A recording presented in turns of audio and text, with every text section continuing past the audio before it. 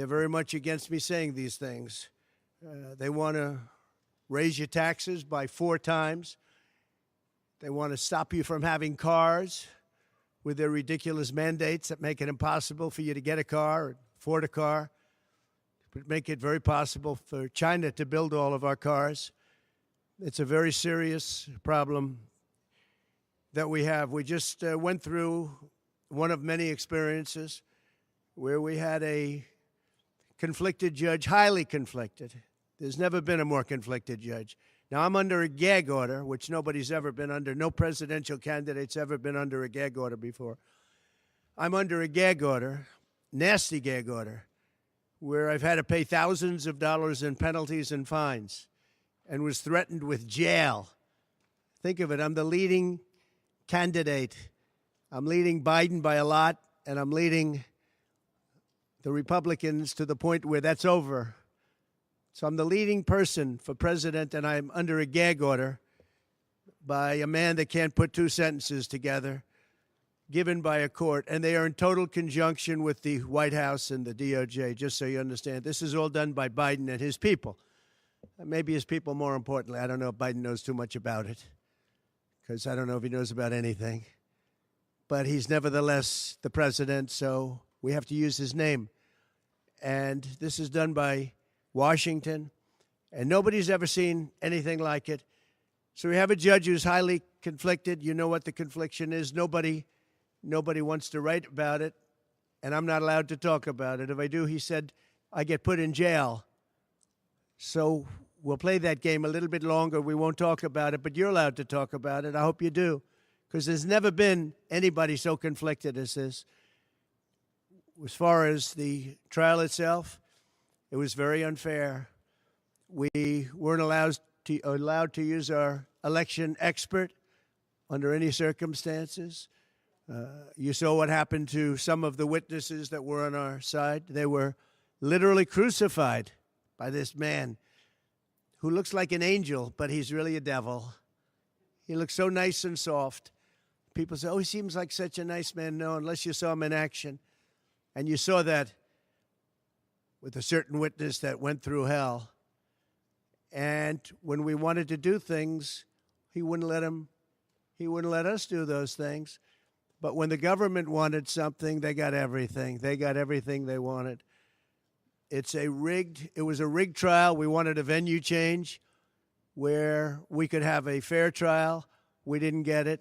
We wanted a judge change. We wanted a judge that wasn't conflicted. And obviously he didn't do that. Nobody's ever seen anything like it. We had a DA who was a failed DA. Crime is rampant in New York, violent crime. That's what he's really supposed to be looking at. Crime is rampant in New York. Yesterday in McDonald's, you had a man hitting him up with machetes, a machete. Whoever can imagine even a machete being wielded in a store, in a place where they're eating, and he's going rampant. And Bragg is down watching a trial on what they call crimes. They're falsifying business records. That sounds so bad. To me, it sounds very bad. You know, it's only a misdemeanor, but to me, it sounds so bad. When they say falsifying business, that's a bad thing for me. I've never had that before. I'm falsifying. You know what falsifying business records is? In the first degree. They say falsifying business records. Sounds so good, right? It means that legal expense, I paid a lawyer, totally legal. I paid a lawyer a legal expense. And a bookkeeper, without any knowledge from me, correctly marked it down in the books. A very professional woman, highly respected, she testified. Marked it down in the books as a legal expense. So a legal expense, paid a lawyer, is a legal expense in the books. It's not sheetrock, construction, or any other thing. It's a legal expense. Think of that. This is what the falsification of business records were. And I said, what else are you going to call it? What else are you going to call it? Now, I would have testified. I wanted to testify. The theory is you never testify, because as soon as you testify, anybody, If it were George Washington, don't testify, because they'll get you on something that you said slightly wrong, and then they sue you for perjury. But I didn't care about that. I wanted to.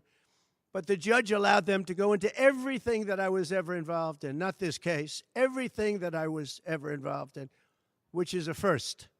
In other words, you could go into every single thing that I ever did. Was he a bad boy here? Was he a bad boy there?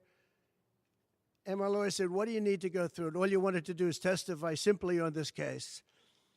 Because I would have loved to have testified. To this day, I would have liked to have testified. But you would have said something out of whack, like it was a beautiful sunny day and it was actually raining out. And I very much appreciate the big crowd of people outside. That's incredible what's happening. The level of support has been incredible. So the whole thing is, legal expense was marked down as legal expense. Think of it. This is the crime that I committed, that I'm supposed to go to jail for 187 years for. When you have violent crime all over this city at levels that nobody's ever seen before, where you have businesses leaving, and businesses are leaving because of this, because heads of businesses say, man, we don't want to get involved with that. I could go through the books of any business person in this city, and I could find things that, in theory, I guess, let's indict him, let's destroy his life. But I'm out there, and I don't mind being out there because I'm doing something for this country, and I'm doing something for our Constitution. It's very important, far beyond me. And this can't be allowed to happen to other presidents. It should never be allowed to happen in the future. But this is far beyond me. This is bigger than Trump. This is bigger than me. This is bigger than my presidency. And the people understand it because I just see a poll just came out, the Daily Mail. That was the first one, came out, was done last night right after the verdict, where I'm up 6 points. 6 points from what we already were. We were leading fairly substantially. We're up 6 points in the Daily Mail poll. Now, maybe other polls come out and it says something differently. But a lot of people have predicted it because the public understands, and they understand what's going on. This is a scam. There's a rigged trial.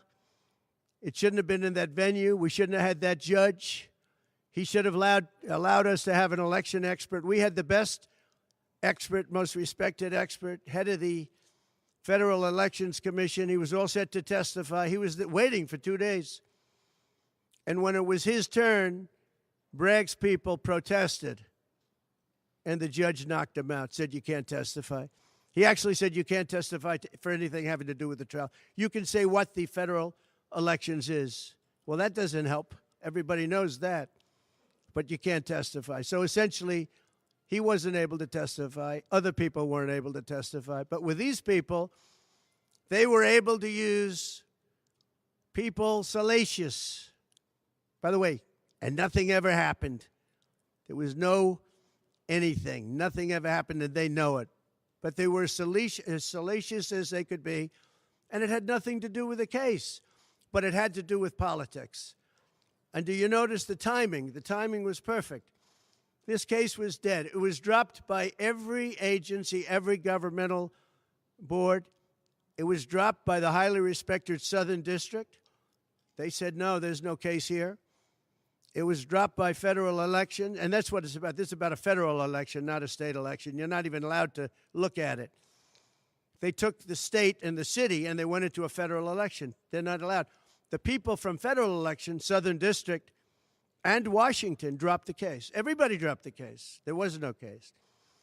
Cy Vance dropped the case. And when Bragg came in, he said, this is the most ridiculous case I've ever seen.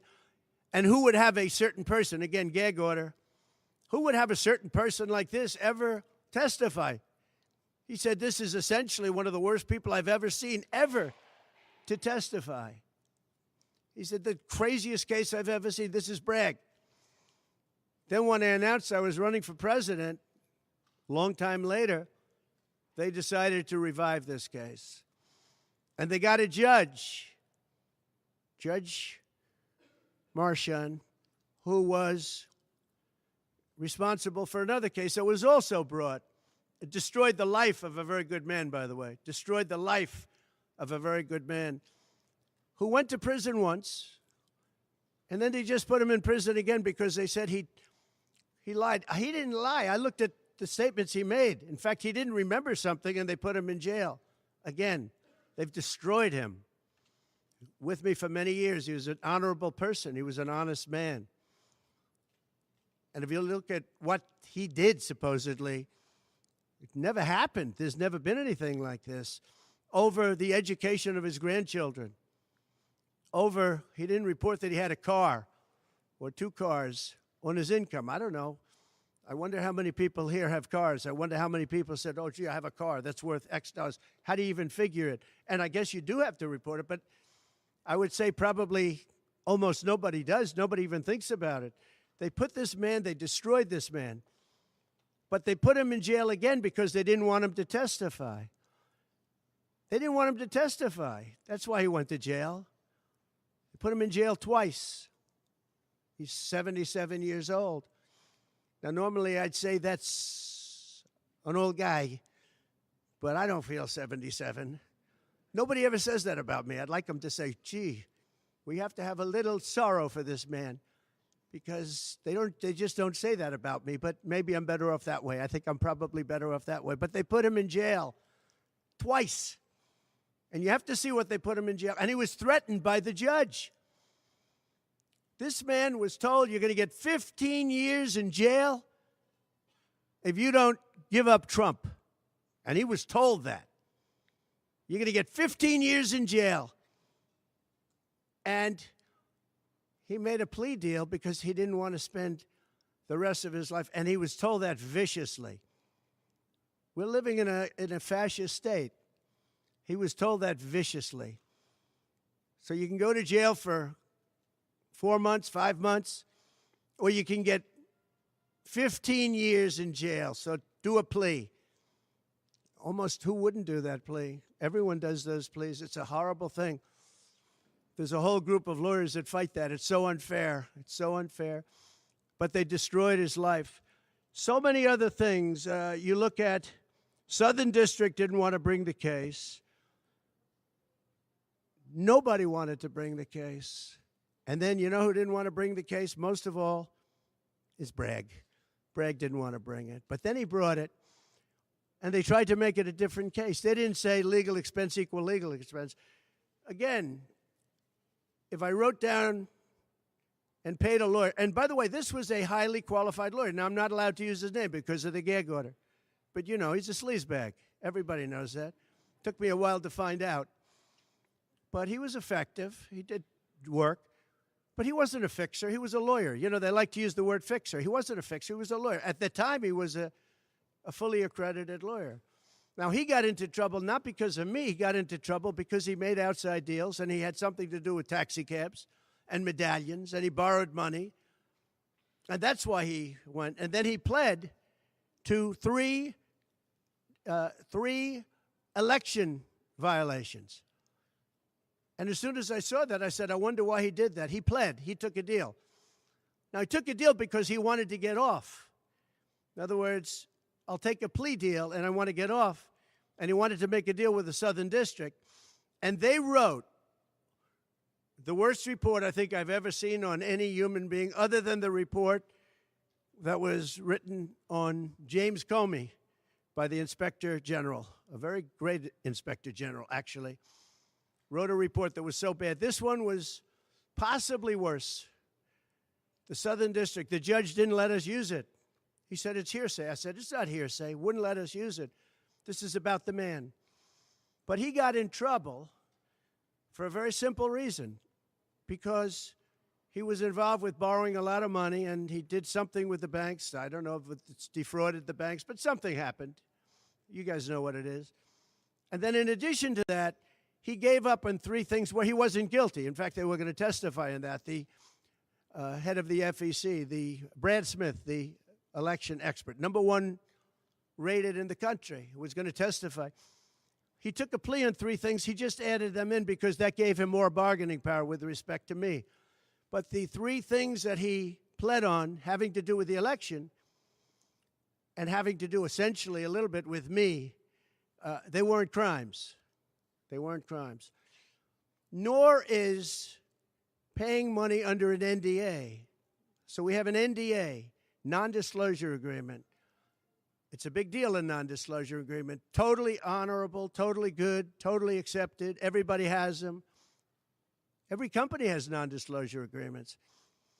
But the press called it slush fund and all sorts of other things. Hush money, hush money. It's not hush money. It's called a non-disclosure agreement. And most of the people in this room have a non-disclosure agreement with their company. It's a disgrace. So it's not hush money. It's a non-disclosure agreement, totally legal, totally common. Everyone has it. And what happened is he signed a non-disclosure agreement with this person, I guess other people, but it's totally honest. You're allowed to make the payment. You don't have to make it. You can make it any way you want. It's a non-disclosure agreement. And he signed that. And there was nothing wrong with signing it. And this should have been a non-case. And everybody said it was a non-case, including Bragg. Bragg said, until I ran for office. And then they saw the polls. I was leading the Republicans. I was leading the Democrats. I was leading everybody. And all of a sudden, they brought it back. It's a very sad thing that's happening in our country. And it's a thing that I'm honored. In a way, I'm honored. It's not that it's pleasant. It's very bad for family. It's very bad for friends and businesses. But I'm honored to be involved in it because somebody has to do it. And I might as well keep going and be the one. But I'm very honored to be involved because we're fighting for our Constitution. The money that was paid legally. There was nothing illegal. In fact, the lawyer in creating the NDA, because at that time he was a fully accredited lawyer. He wasn't a fixer. I never thought of him as a fixer. The media called him a fixer, or the prosecutors called him a fixer. He was a lawyer, and he was fairly good. Later on, I didn't like what he did. I didn't like, for instance, I didn't like that when I became president, he went around and made deals with companies. When I heard that, he was gone. He was gone. And he had payments coming to him. And a lot of this involved things that are very simple. There was nothing wrong. This was standard stuff, all standard stuff. Everything involved was standard. There was no crime here. In fact, I just watched a couple of the reports. You watched Jonathan Turley, Andy McCarthy, Greg Jarrett. You look at all of these people, Mark Levin, all very talented people, great people, many more. And they don't know me, essentially. They don't know me. They're legal scholars and experts.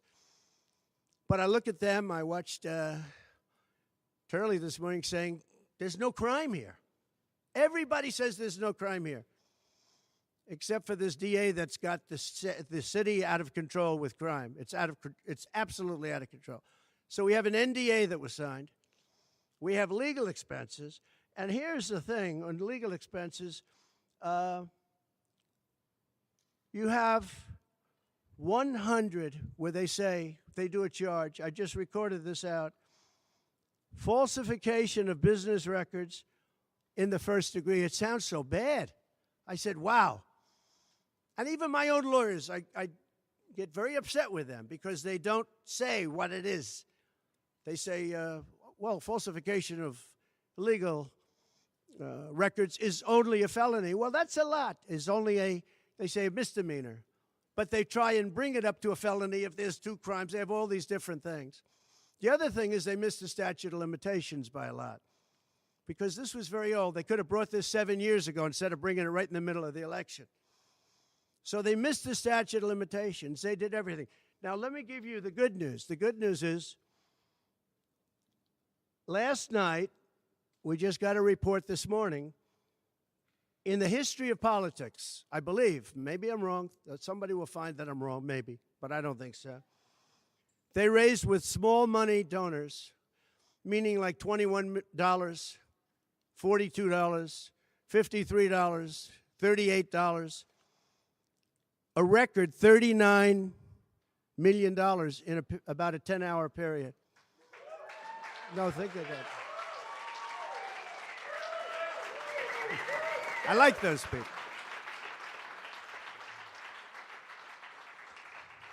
Because so far, I guess it's backfiring. Now, I don't know. I'd rather not have it happen. I don't want to have it backfiring. I want to win this thing legitimately, not because they were stupid and did things that they shouldn't be doing. They shouldn't have brought this case. They were saying it this morning.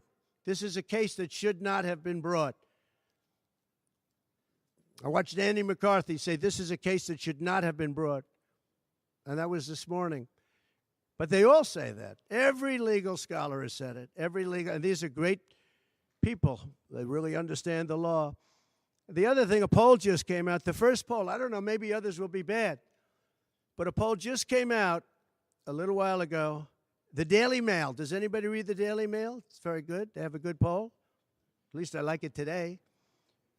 And the Daily Mail just came out with a poll, and it has Trump up 6 points in the last 12 hours. 6 points. 6 points since this happened. Who thought this could happen? Because the people of our country know it's a hoax. They know it's a hoax. They get it. You know, they're really smart, and it's really something. So we're going to be appealing this scam. We're going to be appealing it on many different things. He wouldn't allow us to have witnesses. He wouldn't allow us to talk. He wouldn't allow us to do anything. The judge was a tyrant. And you got to see that with Bob Costello, a fine man. I've never seen anything like it, and neither has anybody that was in that courthouse where he demanded that the courthouse be cleared. Now, the good news is most of the people in the courthouse were the media. And anybody that was in the media, if you're fair, you'll say, wow, that was anger. That was crazed. He was crazed. And the reason that Bob Costello acted a little bit upset, which I think he has a right to, was that every question he was being asked was being objected to by the other side and sustained by the judge. Sustained. I think he did it many times. I don't know what the number, many times. Even I was sitting there saying, and these were basic questions. And I never saw anybody treated that way by a judge. And I've been treated very badly by two other judges also, because it's all the same thing. And it all comes out of the White House. Crooked Joe Biden, the worst president in the history of our country. He's the worst president in the history of our country. The most incompetent. He's the dumbest president we've ever had. He's the dumbest president, most incompetent president, and he's the most dishonest president we've ever had. And so many of he's a Manchurian candidate. You take a look at the way he treats China, Russia, so many others. You know, I ended the Russian pipeline. It was dead. He comes in and he approves it. And he gets $3.5 million, meaning $3.5 million is paid to the family, his family, from the mayor of Moscow's wife. And I said, where did that come from? Nobody wants to talk about it. But he's a very big danger to our country. And the only way they think they can win this election is by doing exactly what they're doing right now, win it in the courts because they can't win it at the ballot box. So we're going to show them that, we're going to fight. It's actually, I don't know, it's something where I'm wired in such a way that a lot of people would have gone away a long time ago. They would have gone away after impeachment hoax number 1. That was a total hoax. I had great support from the Republican Party, though. Then you had impeachment hoax number 2. And then they formed the committee. How about they formed the committee of thugs, the J6 committee of thugs. And they took their records and they destroyed all of the records after the committee was abandoned because those records were great for us. Now, can you imagine if Republicans did that? Everybody would have been in jail by now. Think of it, the unselect, I call it the unselect, they call it select committee, I call it the unselect committee of thugs. They meet, it's 100% Democrat and 2 past Republicans that are no longer Republicans, that are no longer in business anymore, thank you. But it was all Democrats and 2 wayward Republicans. Liz Cheney and crying Adam Kinzinger. He cries every time he goes on television. He's the most emotional human being I think I've ever seen. And that was our representatives. These 2 people were our rep. So they had all this stuff that they're leaking, and then when it came time to look at the records, like where the police said and the Capitol Guard said that I supplied, think of it, that I recommended as many soldiers or National Guard as you want. 10,000. If you had 500, you wouldn't have had a problem. There wouldn't have been a J6. But Nancy Pelosi and the group didn't want it. Anyway, so they have testimony to all of that, that I did not attack the Secret Service agent in the front of a car. You know, these are strong people.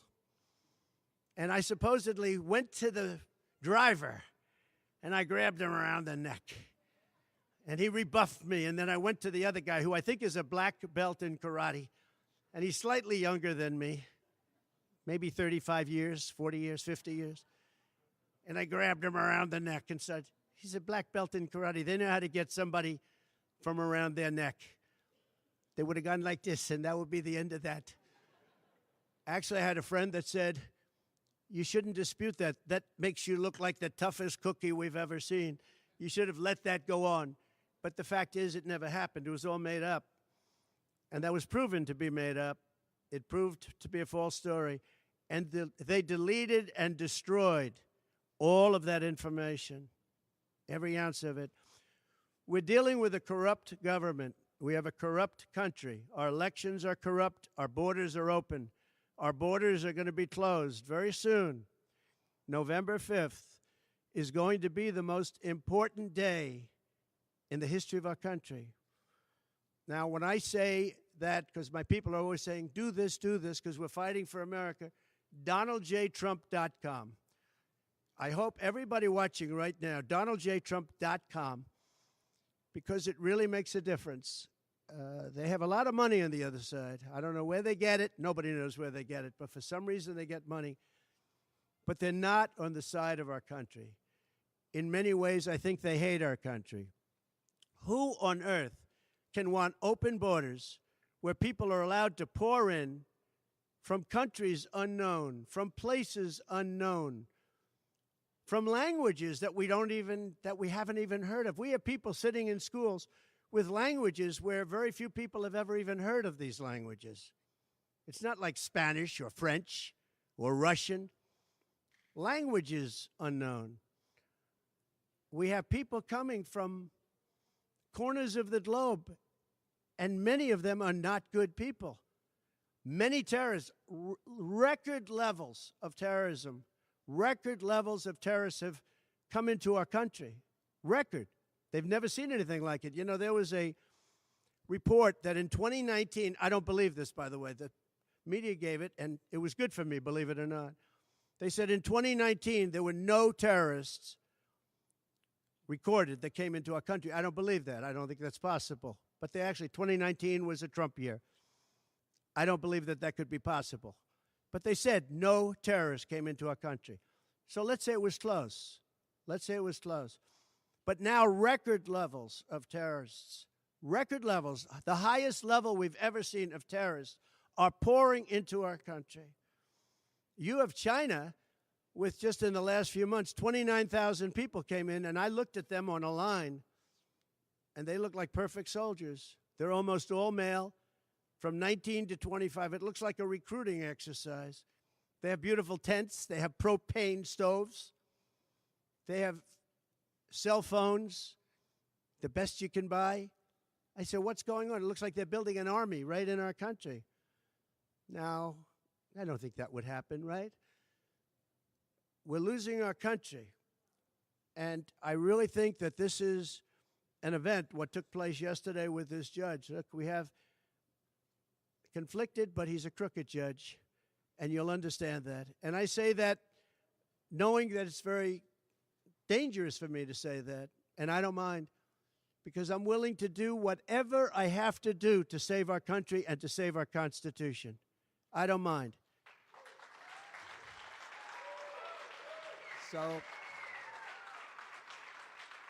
So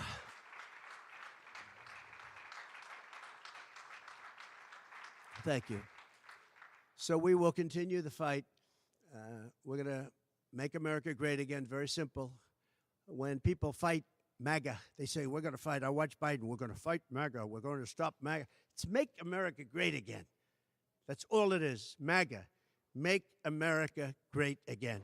Our country's in serious trouble. We owe $36 trillion. We were energy independent for the first time ever, and now we're begging Venezuela for oil. One statistic you have to hear. Venezuela was crime-ridden. Caracas, the cities, crime-ridden. 2 years ago, 3 years ago. They just reported a 72% drop in crime in the last year because all of their criminals, most of them, and the rest are coming in now, the ones that didn't come in. In Venezuela, their prisons have been emptied into the United States. Their criminals and drug dealers have been taken out of the cities and brought into the United States. And that's true with many other countries. The Congo has just released a lot of people from jail. Congo, Africa, just released a lot of people from their prisons and jails and brought them into the United States of America. This is what's happening to our country. And it's not sustainable by anyone. Little things like our kids can't have a Little League game anymore because you have tents and you have migrants living on the fields. That's the least of it. People are taking over our luxury hotels, migrants, and yet our veterans, our great veterans, are living on the streets. Like dogs, they're living on the streets. But migrants are living in luxury hotels in cities all over our country, run by Democrats. So it's my honor to be doing this. It really is. It's a very unpleasant thing, to be honest. But it's a great, great honor. We're gonna do what I have to do. I'm going to do it. And the support has been, that's why I mentioned the number of $39 million. That's why I mentioned we're up 6 points. And we went up a lot over the last month because everybody saw it was a rigged deal. It was a rigged trial. But we're going to make America great again. We're going to make it better than ever before. November 5th, remember, November 5th is the most important day in the history of our country. Thank you very much, everybody.